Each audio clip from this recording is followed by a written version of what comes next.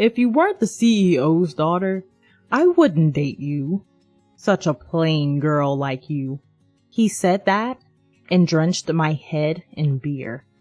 His abusive words wouldn't stop. Maybe he had too much to drink. I couldn't believe the situation I was in, and I just stood there, unable to respond to his insults. My apologies for keeping you waiting. But his complexion changed at the sound of a voice from behind. Without turning around, I got into the car as suggested. My name is Lydia. As the daughter of a company CEO, I've been treated like a delicate object since I was a kid. I was tired of adults changing their attitudes when they saw my father's presence behind me. Being a quiet child who preferred being alone. As I grew up, I began trying to blend in with the atmosphere around me. I suppressed myself, trying to remain inconspicuous. Even the friends I made through such efforts would distance themselves from me once they learned about my father's job. I used to resent my father's profession, but my perspective changed when I entered a university and started studying business. Through university lectures, I began to understand the difficulty of achieving long-term stable performance like my father. I started to take an interest in my father's company. Hearing about my father's passions and thoughts about the company, my interest grew, and I deepened my learning. You've been getting good grades in school, and it seems like you have a decent knack for business too. So I guess it wouldn't be a bad idea to let you run the company someday, my father says. If that's the case, I thought, I would like to create a company culture where the distance between employees is close and everything can be discussed openly.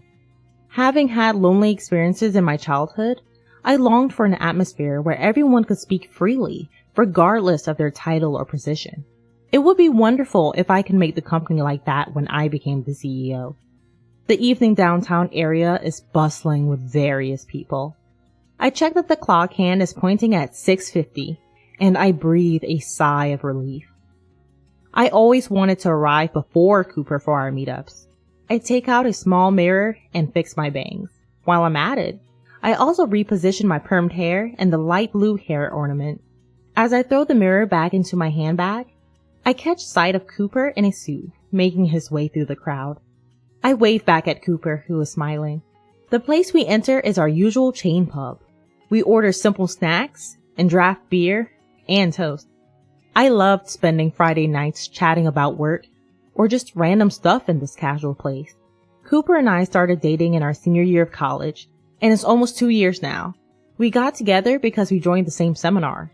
Cooper noticed me, who was quietly hiding in everyone's shadow, and talked to me. Cooper is good at conversation and casually brightens up the atmosphere. I'm a lucky person to be dating him. The planning department at the head office is tough after all. There's a lot of overtime, but the satisfaction makes it worth continuing, Cooper said, finishing his drink, his face showing he had quite a bit to drink. I think being assigned to the planning department means they have expectations of you, Cooper. You're amazing. When will you stop working at the factory, Lydia? If you get transferred to the head office, we could have lunch together. After graduating from the university, I asked my father, who is the CEO, to let me work in the factory. I had a strong desire to know the field. I'd love to have lunch with you, Cooper, but I like working in the factory, and it suits me. Really? I think you're more suited to working at the head office, dressed up and not in work clothes. Cooper looks at me, as if gauging my reaction. That's not true. I feel comfortable in my work clothes, Cooper. Can we order more food? I'm getting hungry. Something feels off. I managed to sidestep it, but lately, I have the feeling that Cooper wants to say something. Could he have found out that I'm the daughter of the CEO? The thought suddenly crosses my mind, and I feel a chill down my spine. I'll remember how my friends drifted away once they found out I was the CEO's daughter. I didn't want to go through that again. I couldn't tell Cooper that I was the CEO's daughter, and he must never find out. Being swayed on a sparsely populated down train, I was gazing out the window. Enjoying the scenery beyond the glass was my daily routine during my commute.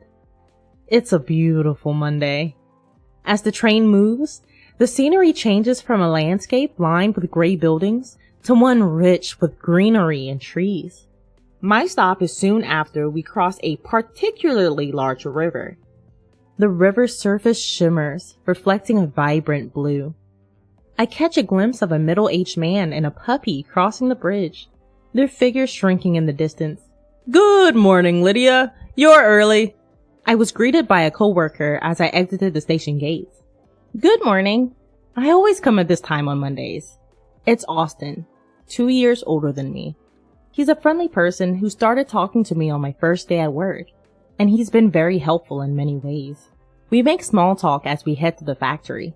After getting prepared and arriving at my post, the workday begins. It was supposed to be a usual day with usual tasks. However, an unexpected accident occurred. It was just before the afternoon work began, right after lunch break. At that time, my father, the CEO, happened to be on a factory tour. Coming out of the break room, I bumped into my father, who asked me to pass on a message to my mother. It seems he had left his smartphone at home. He said he could have sent the message from his computer, but it would have been a hassle, so he was glad he could ask me. After sending off my father to the workshop, I turned around, and to my surprise, there was Austin. He was peeking through the conference room door, which was half open. "Wait, Lydia, you're the CEO's daughter?" What should I do? Austin had asked me. I tried to hastily make an excuse, but nothing comes to mind. Regret over casually chatting with my father wells up. Austin is sure to change his attitude towards me from now on. Word might spread around the factory, and everyone might start keeping their distance from me. Various thoughts swirl around, and I'm left stammering. Then Austin says, "If that's the case, there's something I'd like your help with, Lydia. There are various systems I want changed. Could you tell the CEO for me?" I was taken aback by Austin's unchanged demeanor, but I found myself interested in what he was talking about. "What kind of systems are you talking about?" When I asked, Austin gave a brief explanation. I wanted to know more, but it was almost time for work to start. We decided to discuss the details after work and return to our posts. We both hurried to our respective workstations. Even after finding out I was the CEO's daughter, Austin didn't change his attitude towards me. On the contrary, he acted as if it was no big deal. I felt a weight lift off my shoulders as I climbed the stairs to the workshop. Now, I'm sitting across from Austin at a fast food restaurant near the station. Our conversation from earlier in the day has taken an unexpected turn. To put it bluntly, Austin's hope was for decision-making power to be given to the factory floor. He explained that in the current system, any changes to the standard manual requires approval from headquarters. This is necessary even for the most minor changes. After the factory submits a request for approval, an inspection is conducted by headquarters. It then takes time to receive approval. Often, by the time approval is granted, the situation has changed and the change is no longer necessary. However, it takes effort to cancel the application. While finishing his double cheeseburger, Austin said, "So, Lydia, I was thinking of asking the CEO, but that's impossible, right? Still, I can't help but wonder if there's something we could do." I was hesitant. I wasn't sure if this was something I could ask my father. Well, asking the CEO might be difficult, but it does seem like the situation should be changed. Right? You think so too? Let's take action. Let's document all past incidents and submit them. We can express our hopes and have them considered at headquarters. I wonder if it will work. Seeing Austin's uncertainty, I start trying to persuade him. Let's just give it our best shot. Well, nothing's gonna change if we just sit here talking about it. Starting the next day, we involved our superiors and began gathering information from around the factory. It was tough to juggle with our daily tasks, but our diligent efforts paid off, and we finished the document several months later. We entrusted it to our superiors to match the timing of a general meeting at headquarters, and took a sigh of relief. While I was drinking a canned drink and taking a break, a colleague came up to me. "I heard you finished the document. Good job!" Since we had gone around all the departments in the factory gathering information, everyone knew what was going on. We finally finished. I hope this brings about change. "I'm sure it will be fine. But I was surprised by your initiative, Lydia. You really do have the CEO's blood in you. Wait, how do you know about that? Sorry, I heard it from Austin. I was curious about why you were taking action. Don't worry, I'm the only one who knows. Is that so? Although I felt a bit complicated, I thought my colleague was telling the truth. It'd be great if you became the CEO, Lydia. You're very diligent and hardworking, and you really went above and beyond for the factory this time. I could never be the CEO. When I laughed it off, my colleague laughed along, saying, I guess so. This person, with laughter lines appearing at the corner of his eyes, is a veteran who has been working at the factory for more than 20 years. He, like Austin, treated me with a consistent demeanor, a constant calmness and brightness that never changed. Several months later, our superior returned from the general meeting and loudly called everyone to gather. What's going on? The employees who gathered asked. The authority at the site has been partially changed. Hearing these words, the employees began to murmur. I instinctively looked for Austin. Then, on the outskirts of the crowd, he noticed my gaze and responded with a triumphant pose. Although not all of our wishes were granted, it seemed fair to say that nearly half of them were. That day, everyone took turns congratulating me, and I felt very happy. Filled with a sense of achievement and even more motivation, I am enjoying fulfilling days. Then, one day, I was called to headquarters by my father. Wondering why he called me out of the blue, I leave my afternoon work behind and head to the headquarters. Once I enter the CEO's office, my father praises my recent accomplishments. Though I didn't mention anything to him, he seemed to have looked into the situation. Apparently, this incident significantly boosted the company's numbers, and after my father had a good laugh, he made a serious face and said to me, Lydia, you have a sense for management and vitality. How about you start taking over the role of CEO in earnest?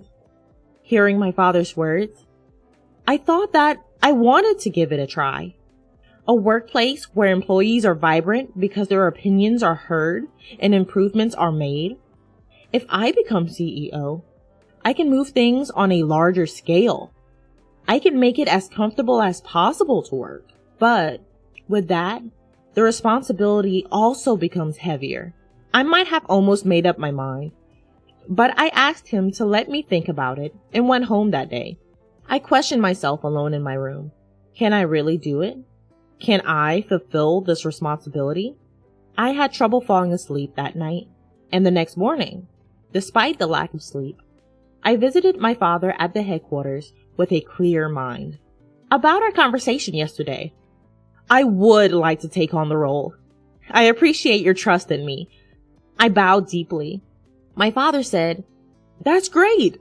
Thank you. And started talking about the future schedule. What? Lydia's gonna be the CEO?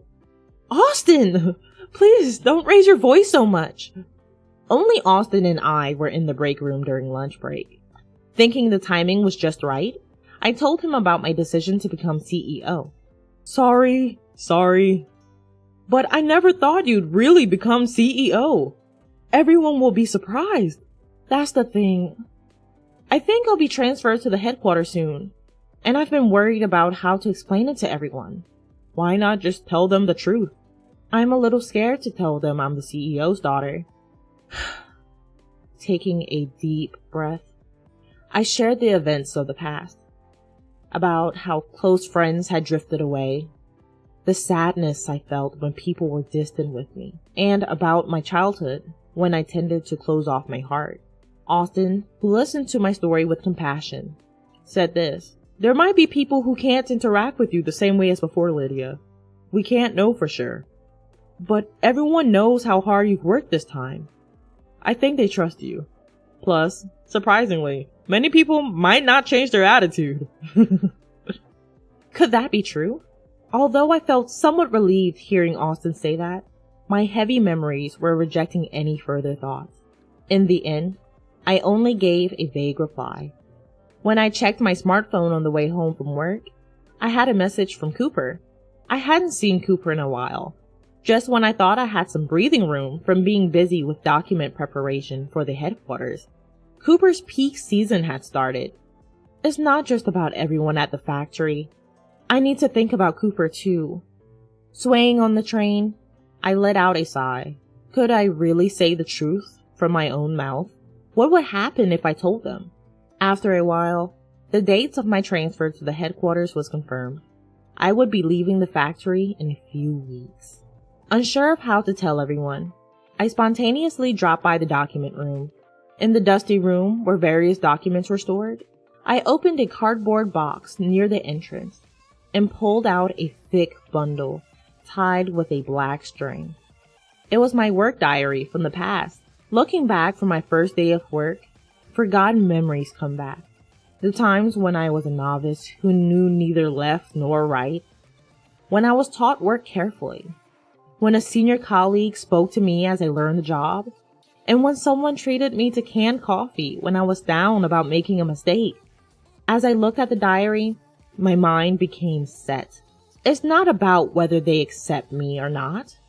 I'll convey the truth with gratitude for everything so far, and sincerity. With that decided, I left the document room. On Monday's morning assembly, I was to tell my colleagues about my transfer. Prompted by my boss, I stepped forward and bowed.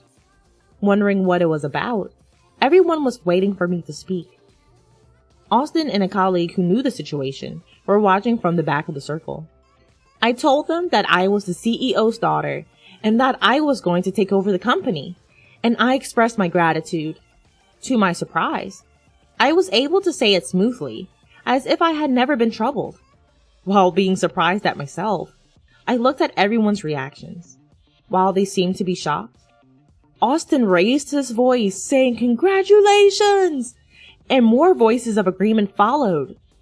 Somehow the atmosphere softened, and I felt relieved. I gratefully received the encouraging words, feeling refreshed. Later, everyone invited me out for drinks. They said it was a celebration for my becoming CEO, so we headed to a pub, much like a year-end party. The large number of participants made me so happy, I felt like crying. I felt confident that I was being accepted to this extent. Since it was a celebration, they booked a different restaurant than usual, and we all got on the train. We got off after about 15 minutes, arriving at a popular pub known for its delicious seafood. We livened up the place with random chats, and as the drinks flowed, I was wrapped in a fluffy sense of joy. After a while, I checked the time, and nearly 2 hours had passed. Wanting to sober up a bit, I headed to the restroom. The pub was bustling at 8 p.m.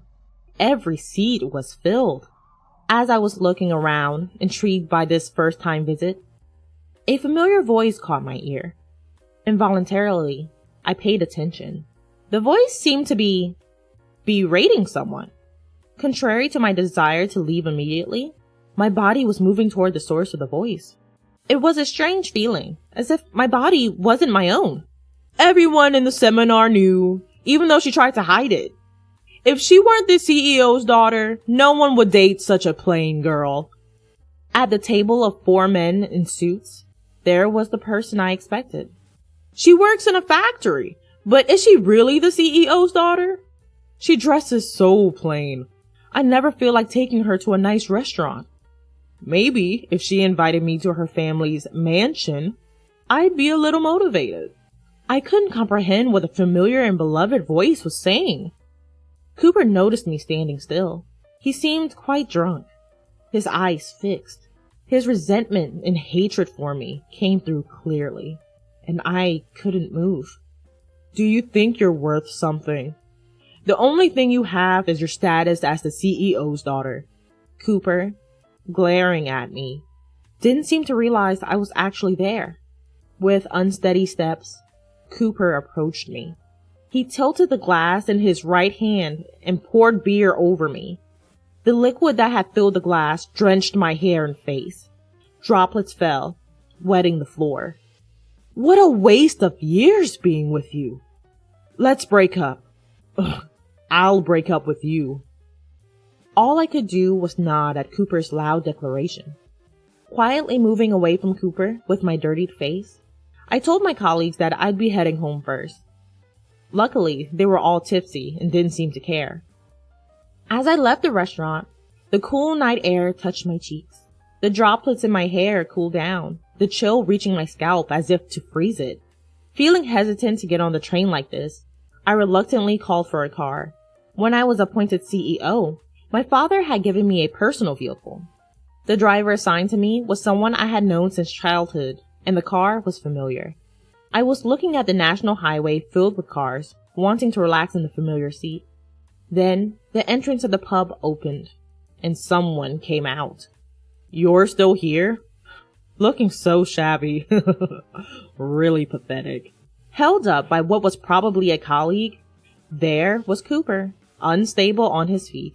My heart was torn to shreds. I couldn't take any more of Cooper's words. Such violent words. "Sorry to keep you waiting, CEO." A voice came from behind me. Cooper looked at me, eyes wide. "Please, get in here." Prompted to the back seat, I moved my feet. "Wait a minute! That was a joke! You should have told me if you were appointed CEO. Let's keep going out." I saw Cooper desperately trying to convince me over my shoulder. I felt nothing. If anything, a faint sense of disgust. "The CEO is tired. Please leave." Once the driver confirmed I was in, he closed the door. As the car started moving, my tears burst forth. They kept flowing, running down from my chin, dropping onto my lap. What did I ever love about him? I didn't know he was that kind of person. After a good cry, my heart began to settle, and suddenly, I thought it was my fault. Staying as lovers without showing my true self was an unreasonable story. Thinking so, my feelings began to lighten. Wiping the tears with a handkerchief, I turned my eyes outside the window. Clouds were passing across the starry sky. It felt as if I was at the bottom of the sea, the comfort of drifting, surrendering to the gentle sway of the waves. I thought about my colleagues at the factory, and then about Austin. Being accepted for who I am feels really reassuring. Rubbing my swollen eyes from crying too much, I fell asleep, just like that. 1.5 years has passed since I became CEO. Even after my transfer to the head office, every time I felt nostalgic, I visited the factory under the pretext of inspection. Today, too, I'm visiting with some gifts. It's just like you, Lydia, to say it's tough, but carry on without a problem. I'm impressed. That's not true. I'm always being supported. Spreading out the snacks I brought, I felt a smile spreading across my face. Even after becoming CEO, my colleagues at the factory still call me Lydia. It feels like I've come home. As I was basking in happiness, Austin started a conversation. "By the way, what should we do about our honeymoon?" Suddenly, he brought up something personal, and I looked around in surprise. The colleagues I was chatting with earlier seemed to have returned to their workstations. "Be careful! We haven't announced it yet." After my transfer, we became even closer from frequent visits to the factory, started dating, and finally got engaged last month. "It's okay. I checked and no one's around." "Where do you want to go? Do you prefer overseas?" "I'd like to go to the sea." My mouth moved before I could think. Why was that? I had always thought that if I were to go with Austin, I'd want to go to the sea. If it's the sea, an island might be nice too. I'll look it up. Austin laughed as I said, "I'm looking forward to it." I wonder what color the sea will be as I sit on the beach with Austin in the bright light. Just imagining it makes my heart flutter and my cheeks relax into a smile.